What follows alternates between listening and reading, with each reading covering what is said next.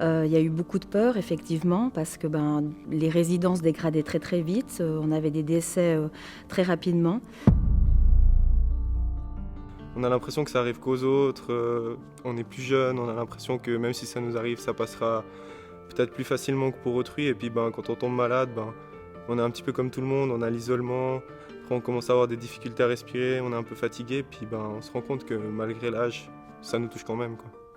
Alors écoutez, au début, je pense que j'ai un petit peu sous-estimé, je pense comme beaucoup de jeunes de mon âge. Quand j'ai été testée positive, quand on m'a appelée pour me dire que j'étais positive, la première réaction, c'est la peur. Mais voilà, là actuellement, on a des entrées sur des entrées sur des entrées où il n'y a pas de place.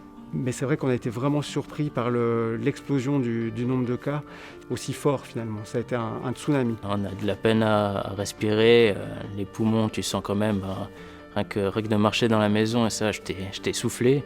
J'avais tellement mal à la tête, je toussais, j'avais mal aux poumons, j'avais des frissons, enfin bref, je pouvais plus bouger. Si je prenais pas le médicament à temps, je pleurais de douleur, quoi. C'était vraiment cloué au lit, quoi. J'ai eu peur, je crois, un soir vraiment, où j'ai pas dormi toute la nuit tellement que j'avais peur de pas me réveiller. Ce qui est difficile, je trouve, c'est de voir la dégradation que ce virus peut faire chez les patients d'un jour au lendemain. C'est assez pénible d'être 12 heures sous un masque, sous une blouse. Voilà, physiquement, c'est plus le même travail. D'ailleurs, quand il est parti, on ne s'est pas touché, on s'est fait comme ça, salut, parce que lui ne pensait pas mourir et moi je ne pensais pas qu'il allait mourir. Mais c'est vrai que ce n'est pas des situations qui sont drôles et je souhaite à personne parce que si on peut se protéger de ça, il faut le faire. Et 9 jours à l'hôpital, il était loin. 17 jours, ça a été putz. La grippette ne fait pas mourir les gens.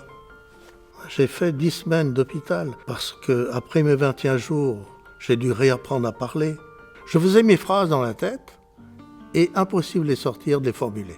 Très difficile, ce qui m'a plus touché, c'est qu'on avait les familles au téléphone qui nous demandaient comment allaient leurs parents, comment allait leur maman, leur papa, si on pouvait être là, si on pouvait leur donner la main, est-ce qu'elle avait dit quelque chose, est-ce qu'elle avait ouvert les yeux, est-ce qu'elle avait mangé une cuillère de yogourt, est-ce qu'elle avait bu un verre d'eau, qu'est-ce qui se passait. On va s'adapter justement grâce aux mesures qui sont préconisées. On doit s'adapter, mais on doit changer notre comportement humain aussi. Surtout maintenant, après on va s'adapter, on va voir comment cette maladie évolue, ce qu'on va pouvoir de nouveau faire ou faire différemment. Et puis on va très bien vivre avec ça, j'en suis sûre.